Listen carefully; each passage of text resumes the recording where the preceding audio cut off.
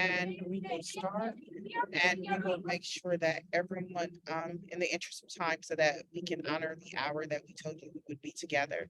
So, hi everyone, my name is Arnitra Jordan, and I am the conference planner for Black Women for Wellness. You are at our pre-conference series, and we are excited to have you. I want to introduce our Executive Director of Black Women for Wellness, Jan Robinson Flint. She is going to deliver a welcome to you all, and then and then Adrian Spires will start us off with our panel. Jan?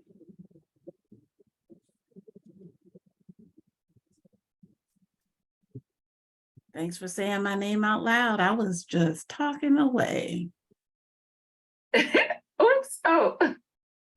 So Technology. hold on, let me get Ayema and Kendall on mute so they won't have comments that you all don't need to hear. But good evening. My name is Janet Robinson Flint, and I am the Executive Director of Black Women for Wellness. So welcome. And I appreciate everyone's time and energy and expertise in attending this session on invisible women. It is so important to talk about pregnancy behind bars because so many Black women have been incarcerated. If we talk to Angela Davis, we will see that the incarceration rate of Black women has increased about 800%.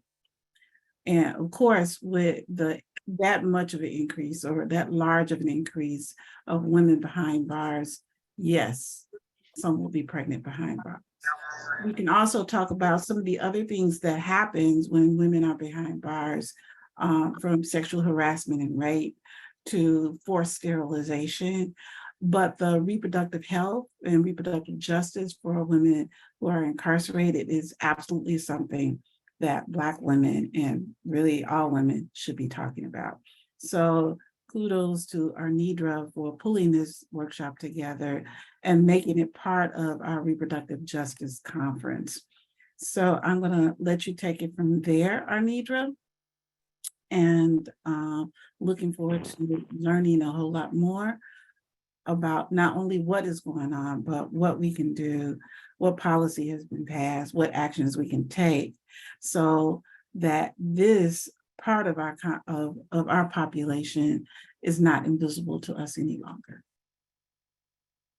All right, thank you, Jan. So I am going to now introduce my co-chair, Adrian Spires, and she is going to get us started. And as she gets us started, we will go on mute and we will turn off our cameras. However, you will be able to see, we will spotlight our speakers so you'll be able to see them. And if you have any questions, just place them in the chat and we will answer them for you, or we will read them to our panelists. All right, so Adrian. Hello, everyone. Thank you so much for joining us this evening. I am really looking forward to us all being able to hear from the esteemed panel that we have here this evening. So I am going to introduce the moderator. Her name is Carmen Antonetti. She is constantly striving for liberation from the systemic oppression, which stifles our ability to relate to others with compassion. She is the product of a dynamic, culturally rich and multifaceted upbringing in Bed-Stuy, New York. She is a single mother raising 2 young men in the revolution. Carmen is a DONA-trained birth justice and birth assistant. She is the former program coordinator at Southern Birth Justice Network and the founder of Divinity Birthright. Carmen's first love is and will always be movement. She is the dancing doula that incorporates dance into all of her healing arts with private lessons, workshops, and one-on-one healing sessions. Carmen is currently pursuing a career as a midwife. She is a Reiki practitioner and a metaphysicist.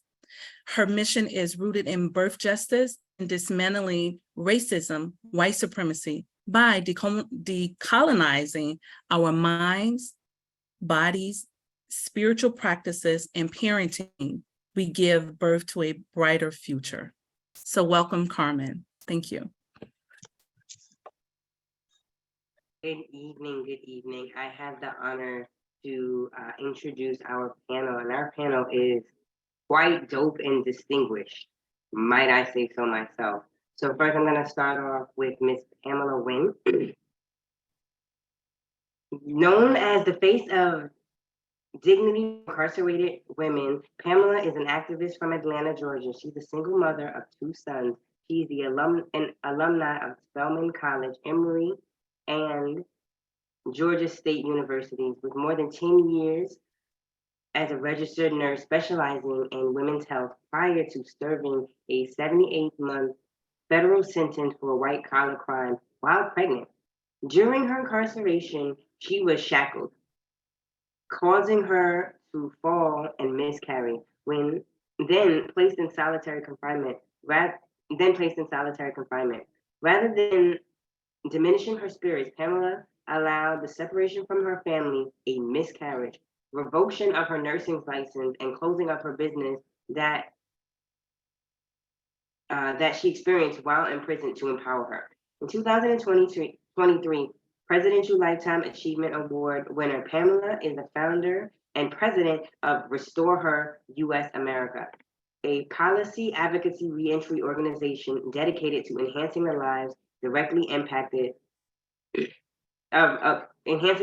of directly impacted women and working in participation with those women to end mass incarceration of women of color and pregnant people. Pamela led Restore Her to spearhead the unanimous passing of House Bill 345, #Dignity for Incarcerated Women in Georgia, as well as the overwhelming passage of SB 105, probation reform in Georgia. Restore Her is a core movement partner of Southern Black Girls and Women Consortium, SBGWC. Pamela is a founder of and board president of the formerly incarcerated College Graduate Network, FICGN, which promotes higher education for convicted people. FIGN has more than 1,000 members nationwide, with 105 doctorate degrees and 5 law students. She is also the co-founder and board president of the Georgia chapter of Higher Education in Prison, GACHEP, which is a coalition of higher education programming in Georgia's prisons that advocates for educational rights and reentry of incarcerated people. In 2022, Pamela initiated Impact the Vote Georgia, #Turn Georgia Orange. Impact in informing marginalized people power, informing marginalized people power and cultivating transformation is a coalition of justice impacted people that will mobilize, educate, register, and engage incarcerated and formerly incarcerated people to leverage leadership, neutralize the correlation consequences of incarceration or collateral consequences of incarceration, and create opportunities for people to become productive members of their community.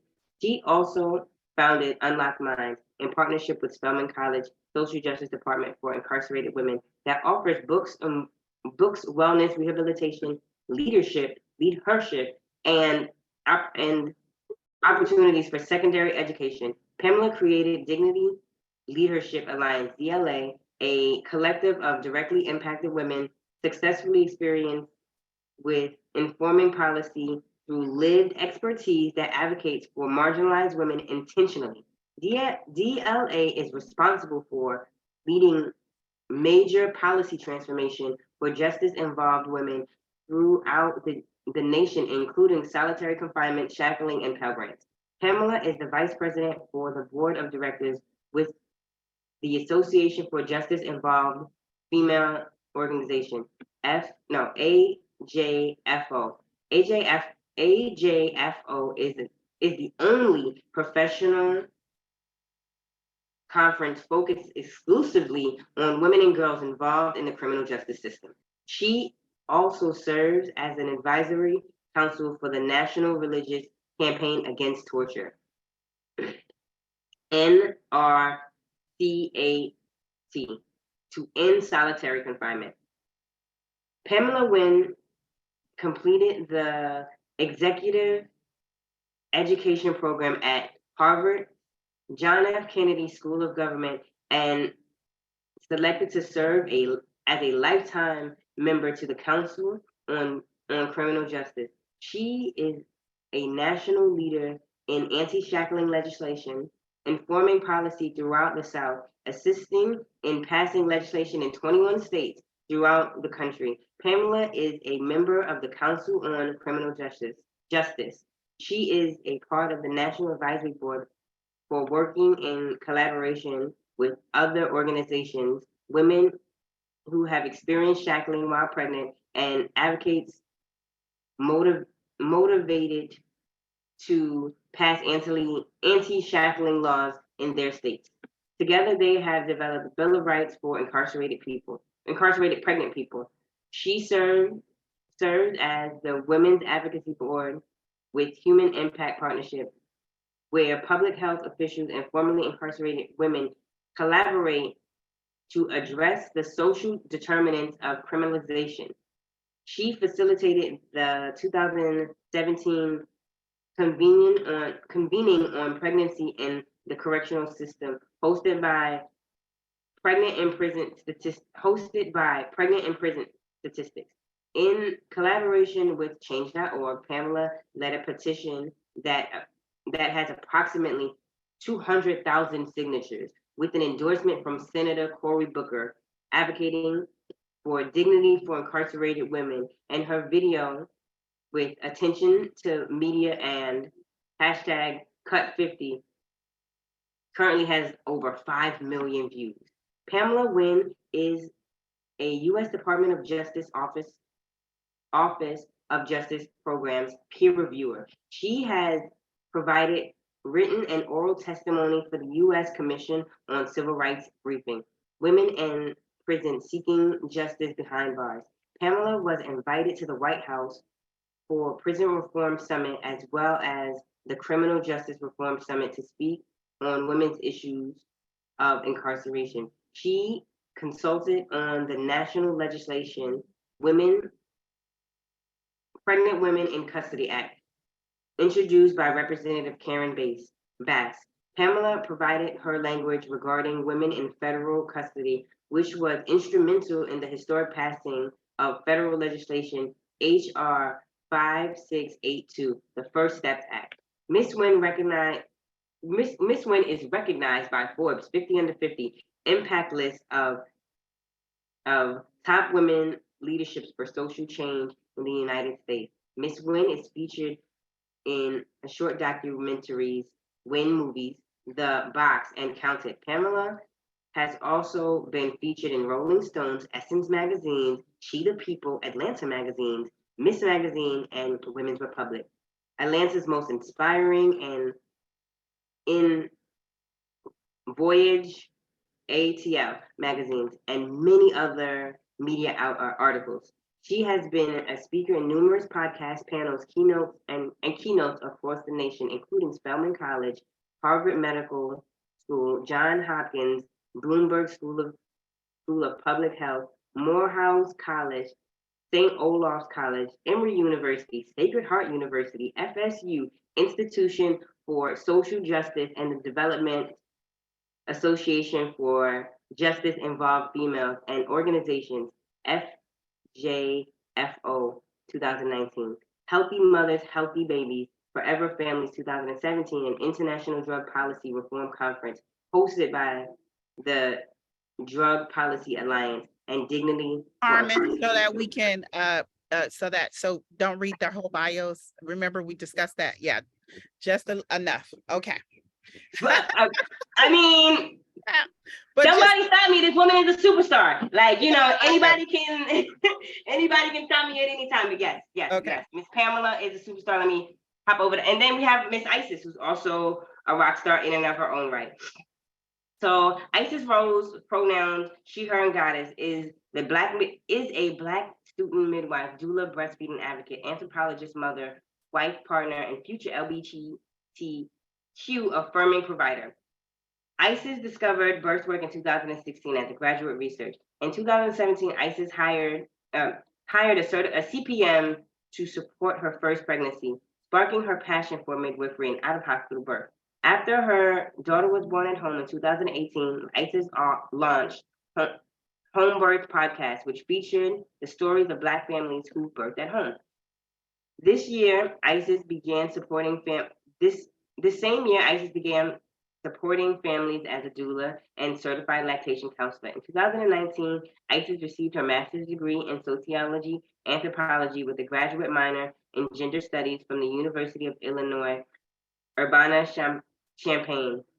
In 2022, ISIS joined Common Sense Childbirth School of Midwifery in hopes of becoming the first Black licensed professional or licensed certified professional midwife (CPM) in Eastern Central Illinois, and will graduate in November 2024.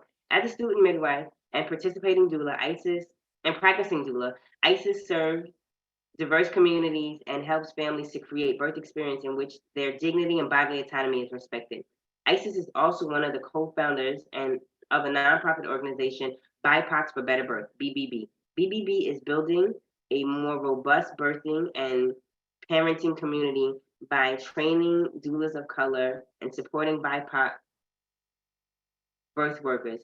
During her free time, Isis enjoys listening to podcasts, doing yoga, binge watching TV, and reading children's books to her two beautiful children. So there you have it. We have a beautifully robust panel. And we can just kind of get into this discussion if that's okay. I'm going to move it over. I know that I'm the moderator, but I'm going to move it over.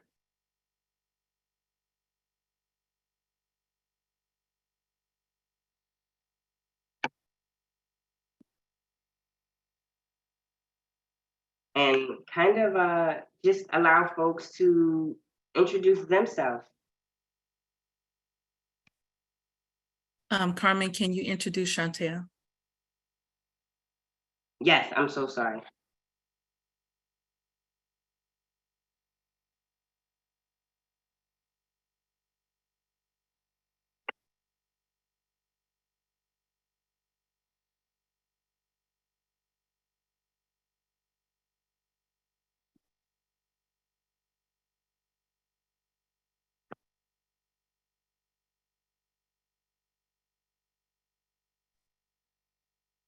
Okay, let's just move forward for time's sake.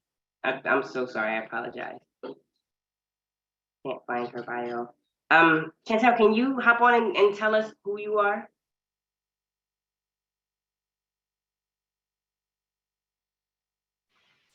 And your work as it, like how you work and how you've been impacted by this work. Okay. My name is Chantel Norris. I'm the co-director of the Alabama Prison Birth Project. So I am a doula, also a lactation counselor. So I run our lactation program, and then I'm also a peer counselor. So, you know, offering peer support. But most importantly, just being a doula for incarcerated pregnant people here in Alabama. And just, I guess, witnessing, you know, the horrors of having to give birth while incarcerated, and just trying to do what I can to just stand in the gap until we stop doing this practice, until we stop incarcerating pregnant people.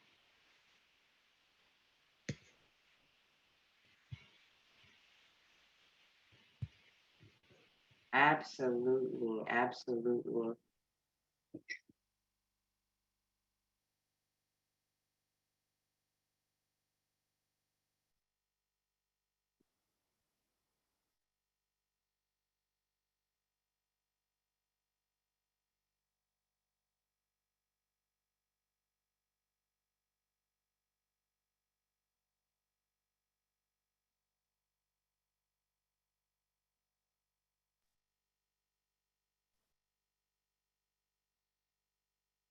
So we're going to move forward, and this will be a question for the panel. If you all could just take turns and share with us, how is it that the prison system has affected Black women and girls during their childbirth? If you could share with us your experience as an actual former inmate, as well as or your experience as an advocate with your organizations advocating for Black women and Black girls that are pregnant to make sure that they receive the reproductive health that they need, and making sure that they have access for perinatal as well as postnatal services. So, Chantel, would you like to go first?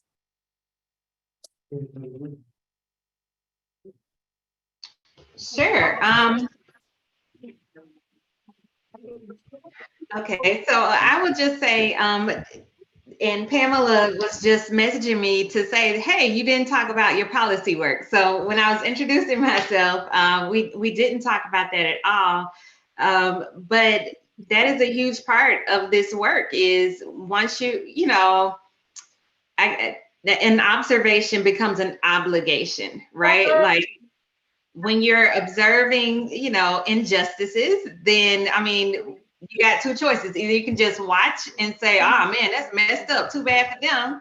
Or you're called to action, right? Like you have to do something. You can't just continuously see these egregious things happening. And it's not a one-off thing. It is every time I'm in those environments, I'm seeing something that's like, man, this is not right. And so I've had the pleasure of actually being able to work with Pamela Wynn on some policy work.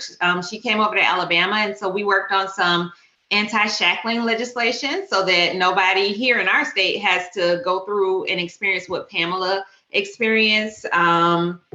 We've worked on, I mean, just all kind of policy work, especially within the hospitals, just working with care providers about, you know, this is a specific population, they have special needs. How can we accommodate those needs and make sure that they're getting, you know, the best possible care, especially for their circumstances?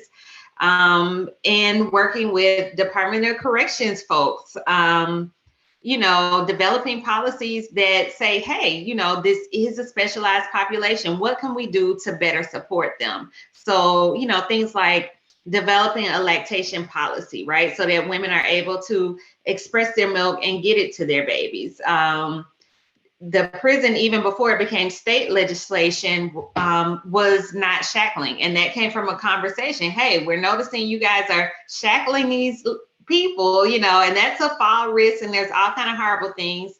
Let's have a conversation about why we need to revise this policy. And so that's what most of this work is listening to the people we're serving, listening to them tell you what it is that they need, and saying, hey, I'm going to help you push for it. You know, I'm going to help amplify your voice. Mm-hmm. And that's, you know, the majority of the work that I do. Okay, the next question I have is, do you believe, this is for the panel, that health disparities plays a role in the experience of Black women that's incarcerated during their pregnancy? And if so, share with us what are some of the health disparities, what's driving that?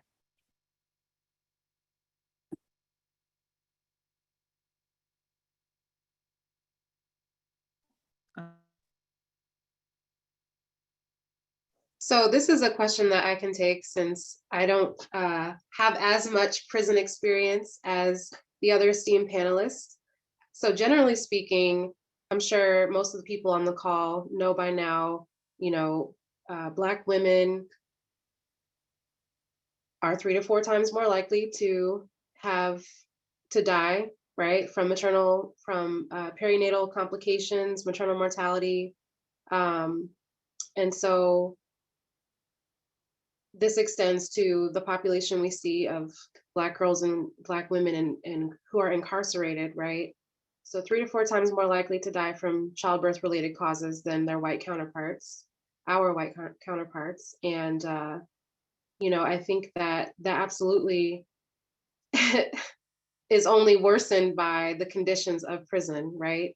And substandard healthcare, I would imagine. I actually had some questions for Chantel based on the last remarks that she gave, but I can hold them for now. But I'm interested to see what other folks can say about health disparities and how it manifests in prison.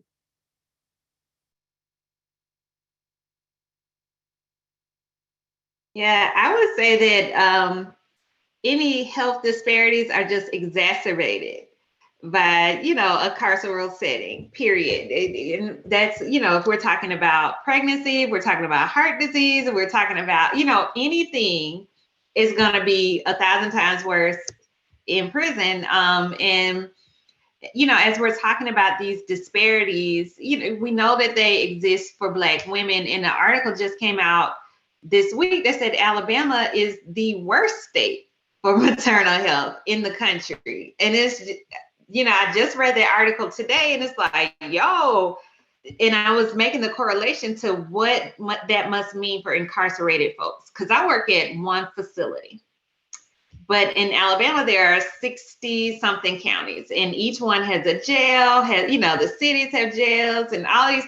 And I'm just thinking about what these pregnant people must be experiencing in these places, in the worst state in the country to have a baby. And it makes me sick. It makes me sick because I cannot. Working in a carceral setting, you have to see it to believe it. You would not believe things that we have seen. I'm sure Pamela has seen it, that just, it's inhumane. I would say that, to say the least. Well, I'm going to pose a question that's in the chat, and I think this is a really good question. Tiona's question is, who are the healthcare providers doing the prenatal and postnatal care? Are they MDs, midwives, or nurse practitioners?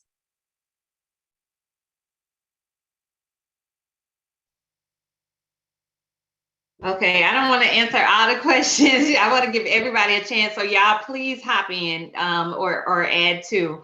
But I think it depends on the facility. A lot of facilities do have OBs. Probably the majority of facilities have OBs that are serving. Okay. No. So I'm gonna hop in. Right. And again, it depends. Like, is it a federal facility? Is it a state facility? Is it a county facility? And all those are different. Depends on one of the major problems, and I'm speaking lived experience of having served a 78-month federal sentence while pregnant. I'm also speaking as a person with over 10 years of specializing in women's health as a registered nurse. And I'm also speaking as an activist that does this work, that has done a lot of policy advocacy and changed laws across the country. And one of the main problems, based on that question that you all asked, is that there is no standardization of care. Each facility operates independently. That means federal, that means state, that means county, that means locally, detention centers, and that means private prisons. And even in that breakdown, they still operate independently. So each place sets up its own rules and runs things the way that they want to run. And that's a big, big problem, because without any kind of uniform standardization, it's hard to oversee just even the implementation of the laws that we put in place. It's difficult to do that because you have to be at each facility. And in Georgia, we have 159 counties. And so we're talking about 159 county jails, not to mention private facilities, detention facilities, and state facilities. When Chantel spoke, she spoke from where she works as a state facility. These are in a better position. They do provide a little more care for women there, but it's mainly these county jails, these detention centers, and these private facilities that give us the most problems. Like when she was speaking about lactation and all of that, most places don't have that luxury, because that's considered a luxury. So most women don't even get to breastfeed. In Georgia, when these women deliver their babies, they get a max of 2 hours with that baby. And that's at the discretion of the officer. So they may not even get that. They may not even get enough time to count the fingers and toes on their baby before that baby's taken from them and they don't see it again.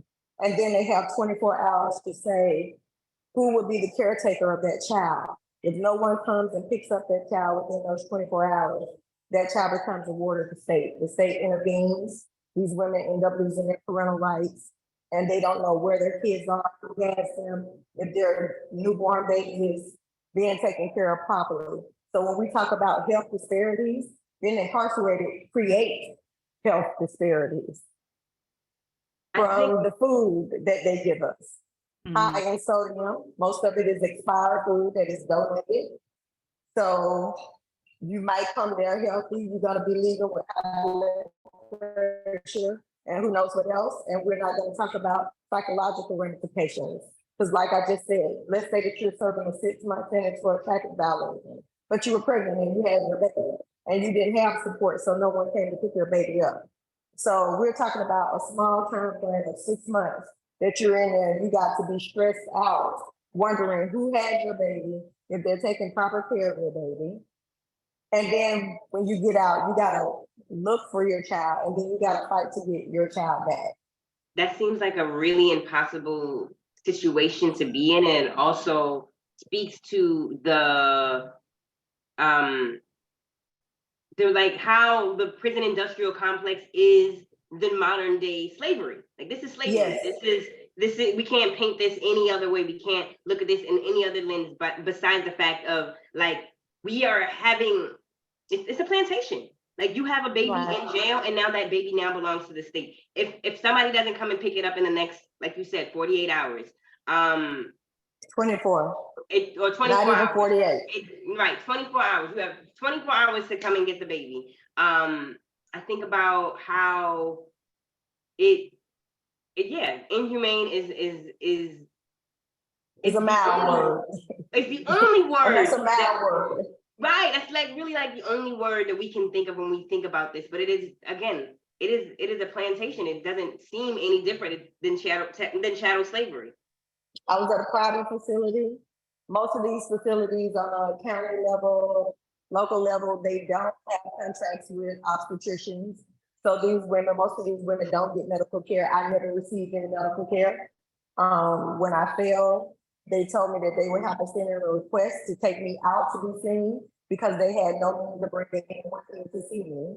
The contracting physician was a family physician, and she said she had no clue about obstetrics. So sending a request and getting approval back was a turnaround time of 4 weeks. So we're talking about 4 weeks. After they finally answered my medical request, you would think once I failed, that would be an automatic, implication to send me to medical to be checked out. No, it was not. I had to send medical requests for over 2 weeks before anything got answered. And by that time I was having streaking, and bleeding. And then they told me that was normal on the response that they sent me back. It wasn't until I responded back with my credentials that they acknowledged me and brought me to the front and had a conversation to tell me, that they didn't have any means to treat me. It seems like the private prisons would be worse off than like you said, the state-run or federal-run prisons, but it all seems like it's kind of like the Wild Wild West. It all seems like it's kind of like anything goes for capitalism, for the sake of capitalism, for the sake of we're owning and controlling and moving these bodies. With that being said, what policies do we have in place? And this is a question for you, Pamela. What policies do we have in place nationwide to help protect Black birthing women and children? So the Dignity for Incarcerated Women's Act, it started off as federal legislation that was introduced by Booker, Harris, and Warren. However, it died on a federal level because they were gonna be on the next presidential ticket. And politics always plays a role. They didn't want to give them momentum going into the presidential candidacy. So that's how it came into the states. The plan was, since it died in the federal, we brought it to the states. We've been successful in passing it in 21 states, which includes Alabama being the most newest state last year. There are different versions of the dignity bill. Some of them, so they're customized based on what's needed in that state. So some of them, pretty much address menstrual hygiene products, whereas the legislation in Georgia, because I'm from Georgia and that's where I was when my incident occurred, I included shackling and solitary confinement because that was my lived experience. So moving forward, we started incorporating, once we passed it in Georgia, incorporating that language in the remainder of the bills to get more protection for the women. Another big issue with these policies is that we don't have data. And in each legislation that I draft, I always include data collection. I'm always opposed by the Therapist Association and it's always removed. And without the data, without knowing exactly how many women that we have out there, how many of them are pregnant, is really another way that is hard to protect them. On the federal level, I was privileged to be able to put my language in the federal bill, the First Step Act, which covers women in federal prison. But again, implementation has been horrible. And because of that, I've come back, I've written new legislation called the Women's Care Act. And what the Women's Care Act does is it removes the women out of the facilities and defers their sentence until after they deliver their baby.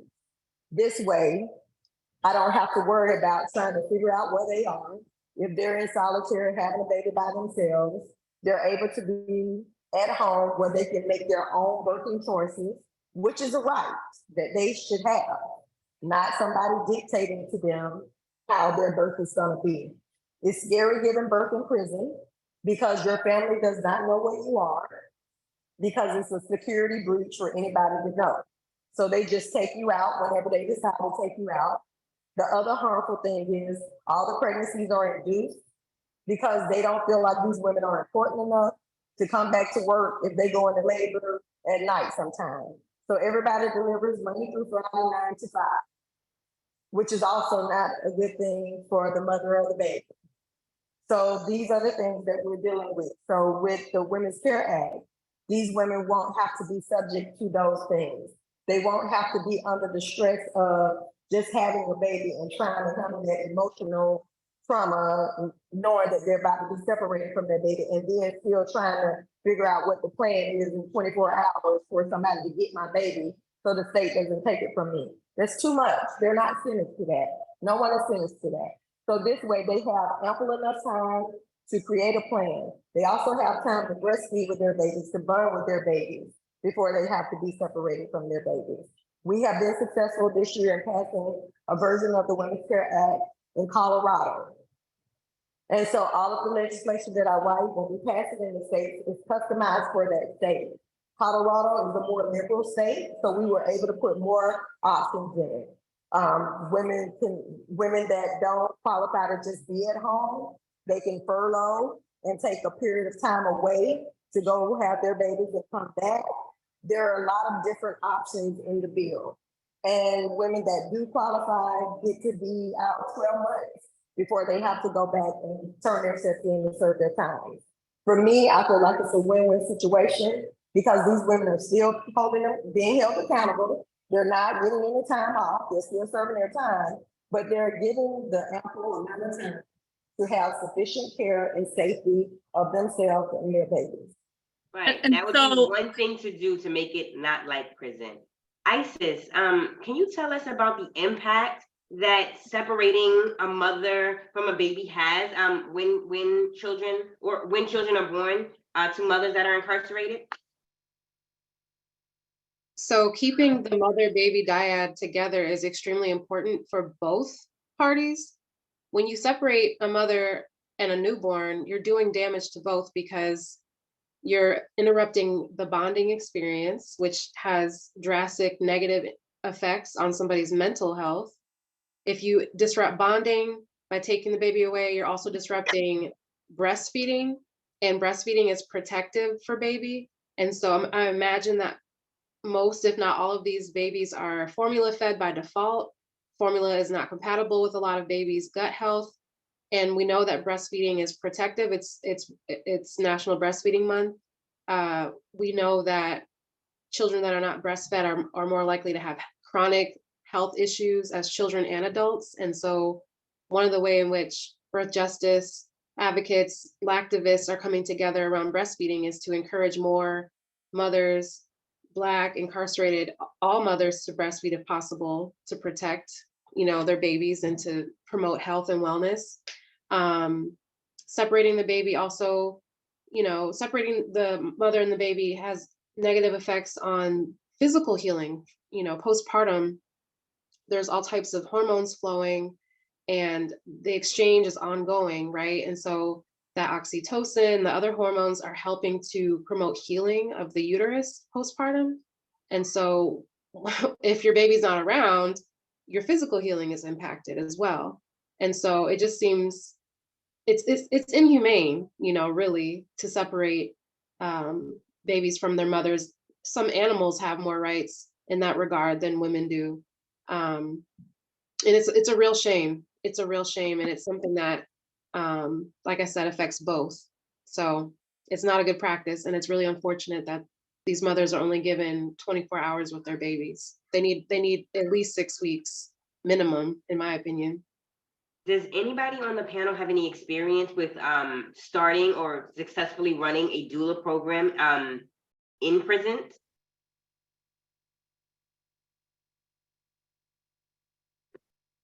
Does anybody try to do that kind of outreach work? Yeah, that's what I do. So what does that look like? Can you tell us what that looks like? Like how does that go from start to finish? How many times a week can you see them? Like, are you allowed to touch? Like, what does that look like? What does running a doula program entail in a prison environment? Mm-hmm. So I'll just describe our program, right? Like anyone can design it however they see fit. You want to adjust it to the needs of where you are. But what we do is we have a weekly group. So it's prenatal and postpartum people in our group.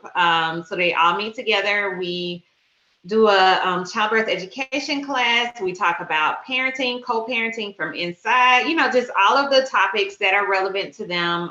If they ask for special topics, something we haven't discussed, we do that. So we meet for 2 hours in our group. And when we have group, we also bring a healthy meal because we know nutrition is often lacking.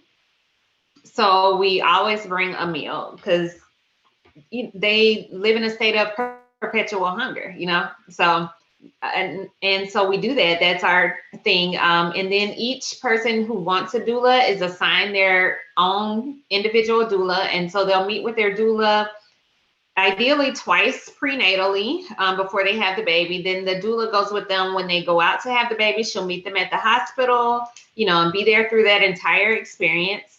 And then the doula will come back. In Alabama, they get 24 hours. So the doula will come back the next morning on the day that they have to be separated and just companion them through that experience. So she's doing things like, the birth rituals, right? So like dressing up the baby, taking pictures, helping with breastfeeding, just even though we know this is an abnormal circumstance, we're trying to make it as special and as memorable for you guys as possible. And so that it's but for our program, it was kind of, shameful, right? Like, I want to block this out of my memory. I don't even want to acknowledge that this happened. We're seeing a lot of things, lack of bonding when parents get out, because that was a traumatic experience. Right, we all know that's a highly traumatic experience. What? My mind is blown. That's beautiful. That's beautiful that they do that. That's beautiful that they have someone there to support them. after they have to give the baby to a family member or give the baby to the state. Like, I know if I was incarcerated, they would have to put me on a 24-hour watch. After I had to give up my baby, you have to put me somewhere to watch me, because I would be swinging. If it was me. If it was me. So Carmen, I have a question for you. What are some of the community and societal misconceptions about Black women and girls giving birth in a prison? And how can we address that? A lot of the societal misconceptions about this are the misconceptions that we face about Black women, period. The misconception that we face about Black women around them not coming from stable homes, or not necessarily making great decisions, or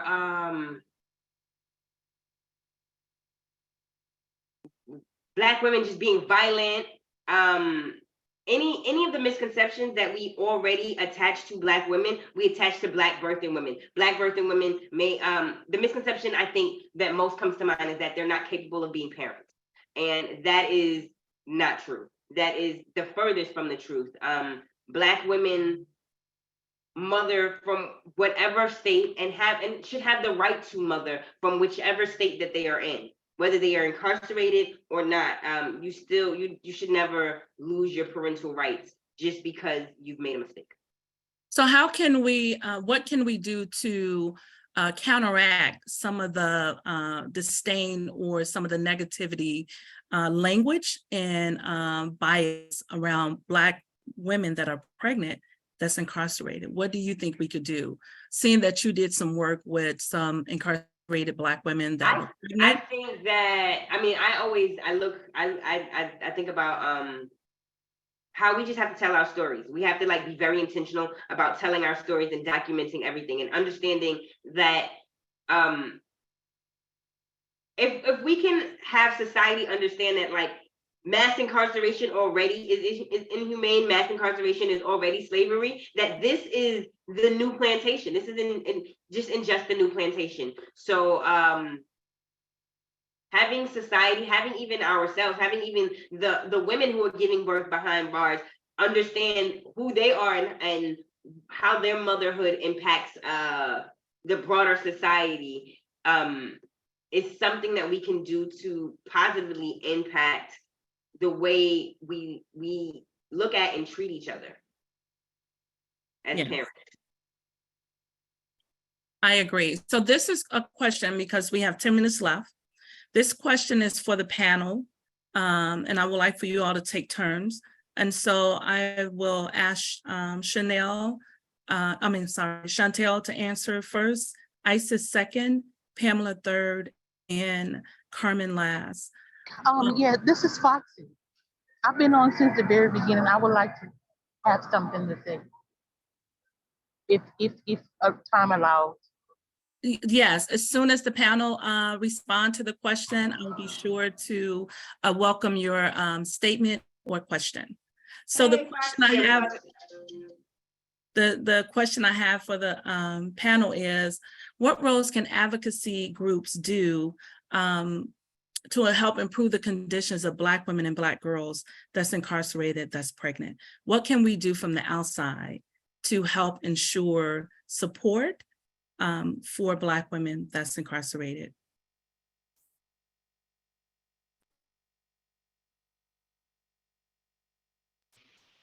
That is a good question. I was just trying to think like, man, what is the one thing I would say? So what I would say is finding out what's going on at your local, like where you are, wherever you are, what's going on at my local city or county jail? What are they doing with pregnant people?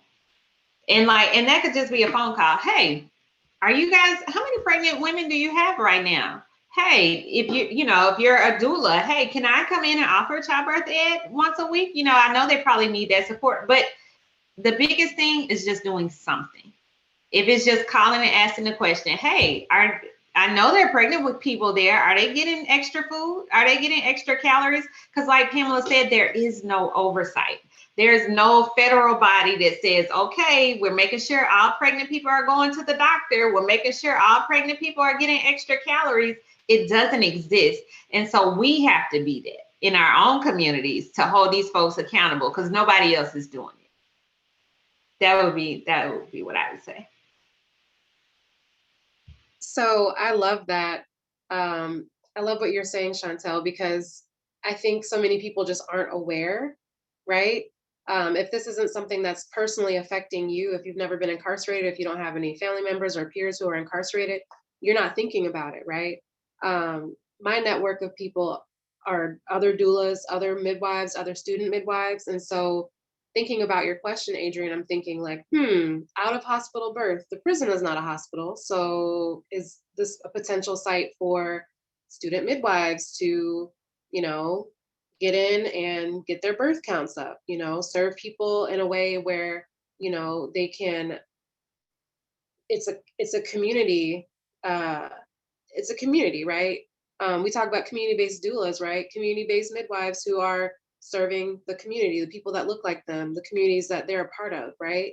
And so I'm like, man, the dials are turning. I'm thinking faster than I can talk, because I'm like, wow, okay, yeah, I would love to be able to support somebody in a prison, as a entry-level midwife, or somebody who may not have a lot of opportunities to get births where I live, because I don't live in Chicago, right? I'm in Illinois, but a lot of the big cities, they have a lot more opportunities for things like that. And I'm wondering how folks like myself can make an impact, especially because in rural communities, we have these obstetric deserts, right? We don't have enough obstetricians. There are rural hospitals closing their labor and delivery units. And so the population in general is losing perinatal care or care during pregnancy, postpartum. And so if the average person is not getting enough prenatal care, then I know people in prison don't have enough providers. The OBs and the midwives aren't flocking to the jails and the prisons, So yeah, I'm excited. I think there's so much opportunity here. Thank you so much for that. Oh my God, that is a brilliant idea. You should definitely talk to Miss Jenny about this. I think shame is effective. To piggyback off of what Chantel was saying, I think that we need to shame these people. I live in New York City, and we use shame to close down Rikers Island. It is shame. We need to call people and be like, what's happening at these jails? What's going on with shame on you incarcerating pregnant people when you know that the anti-shackling law is like in effect. Shame on you. I think that's for me, a very effective way to shame on you, lawmakers, for letting this go. Shame on you, Department of Justice. Shame on you all around. Just shame. That's my take on it. Yeah. And for me, I would say, follow us. We have call to actions all the time when we're working on policy in different states. We always need folks to call those legislators and let them know that we want this legislation passed. Even if we're not working on anything in your state, call your legislators, let them know that this is something that you do not support, that you do not want to see, and that you want them to take action and do something about it. Also, making folks aware. So many people don't know what happened to pregnant women in prison. We have a short film documentary. It's 15 minutes. It's called When Documentary. It's on PBS. And actually, we just won the PBS Film Festival for the documentary. So get the documentary, share it to folks so they can know what's going on and make people aware of what's happening to these women behind bars, that are not able to scream out and call for help themselves. Yes. Thank you so much. So there are some participants and guests that would like to post questions. And so we're going to open this time, the last few minutes for questions. So if you have a question, please raise your hand. So we can make sure everyone gets a turn. I can't see a hand. Okay, can someone please mute themselves? The music is extremely loud and disturbing. Okay, if you have a question, just come off the mic and pose the question.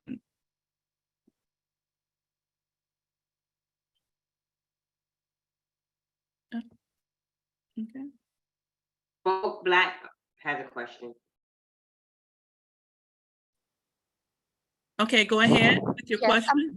I'm Foxy Black. I've been on the phone since the very beginning, and I'm really interested and curious. I've uh heard so much about, well, this isn't my specialty of network, but I'm a Black woman, and I'm really curious. I've heard a lot about incarcerated women, and now it's incarcerated women that's pregnant. How do you get a hold to these women? How do you get the the numbers and the needs and all that, the assessment of these women? Is it the story about them when they come home, or do you have access to them when they're actually in a penitentiary, incarcerated? It depends on where they're incarcerated at. Georgia, you used to be able to email them, but now they've changed the law because they were sharing information and providing us the data that we need to know if they weren't implementing the laws properly. And so now you have to be on their visitation list in order to email them. So it just depends. If you know anyone, any women that's incarcerated, you can, be in contact with them, ask them if they're any pregnant, because that's what we do. With the women that we are able to reach, we just ask them, are there any pregnant women in there with you? Whoever they are, give them the information, have them reach out to us. Okay. That's how you're able to get the numbers Yes. and have access to them. Okay. I'm really, it's it's a reason to be concerned, because I'm sure that could be um a hard deal, especially when you don't understand, some things about how to come home, or how to um move forward with your life, and have a plan. I'm sure that could be hard. I've heard so much, but I'm a Black woman in particular, and I fought my way to the top. And in life, you have to prove yourself so that you don't come off as fraud. That's how you. That's how you're able to become a great success and move ahead. That's the idea of it. But I really appreciate your information. You've had great information. I really appreciate being here on this evening. Some of the women are familiar, and I hope this is not the last invite. Thank you so much for posing your question. Are there any more questions? There's 2 hands raised. Tiana Burton has her hand raised. Okay.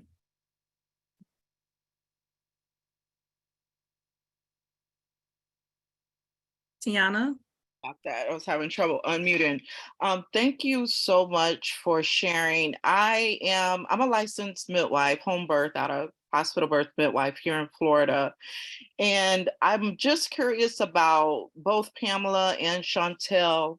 I know, well, specifically Chantel, I know that you're already working in the prison as a doula. What has been your experience when approaching healthcare providers like myself, licensed midwives or OBs, and possibly partnering with them to go in the prisons with you? Because right now, what I'm hearing is you're able to access and share childbirth education, which is really helpful, but the prenatal aspect of them, making sure that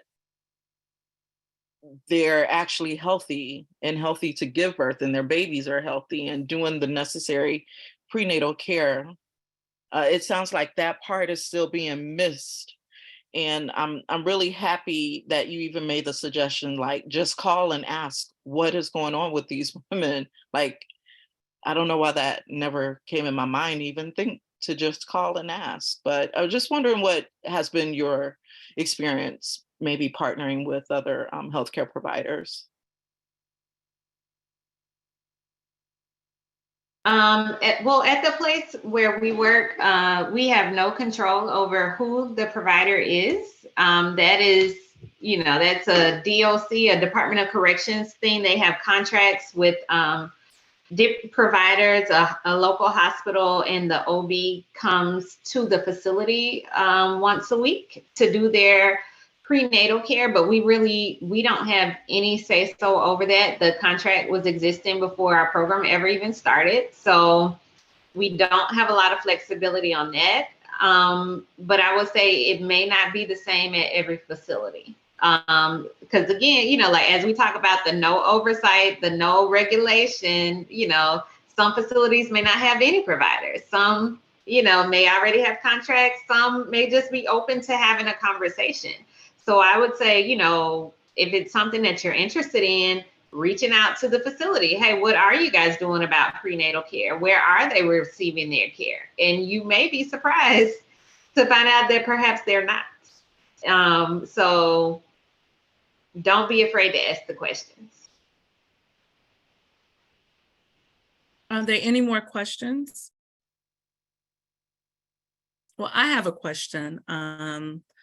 The panelists are all from the South, except, well, Carmen, you used to be in Florida, but now you're in New York. Isis is the only one from the Midwest. Being from the South, the red states, how do you envision, what do you envision as far as changes for the policies and the advocacies that you ladies work on a daily basis?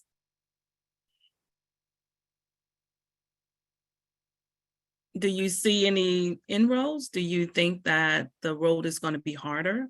Or what do you think we need to do to support you? I know I asked that question before, but I'm really want some answers. I'm really hoping to get some answers so we can really have some next steps and action steps.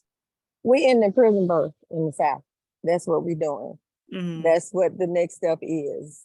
If we were able to get them to agree to pass shackling legislation and solitary confinement legislation, they can pass the Women's Care Act and end prison birth in the South and let these women be able to be home and be in charge of their own births and their own care. And that's what we're doing. I think that should be a national policy. Like, I think that we should really just be ending incarceration on a mass level anyway. Like, this is the new frontier of slavery. So I envision that, but I also envision, they're not being solitary confinement. Like, that shouldn't be a thing. Nobody should give birth in jail. Nobody should be shackled while they're pregnant. Like, just like kind of like basic things. But I also have very little faith in our government, so I don't really see that as being like the case.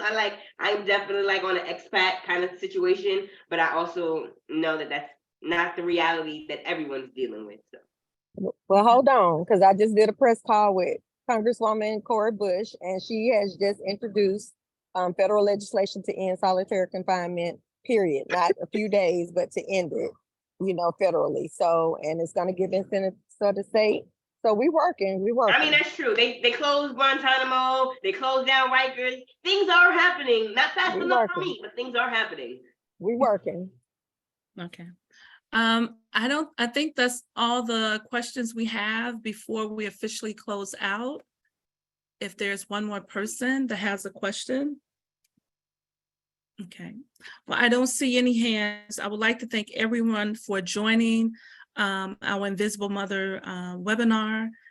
Please reach out to these organizations that are doing advocacy work, policy work, look on their website and see how you can support them. And we also have doulas and organizations here in California that's doing similar work in California, supporting incarcerated Black women that are pregnant. And we are making sure that we can support doulas and other midwives that's advocating to provide those services for generations to come. Could someone please mute? And Anitra or Jan, do you have any closing remarks? So I just wanted to say, is there an evaluation? And if it's not one tonight, that you will get a link. So that we can find out and we can There's a link that I'm going to email through Zoom to everyone. Okay, great. Because that's what I wanted to know, if there was an evaluation of the workshop. And are we going to send out a resource page, Adrian? Yes, we are. Okay. Yeah. So with that, thank you all so much for attending. And that's all I had to say. Thank you all. Thank you for having us. You're welcome. Good night, everyone.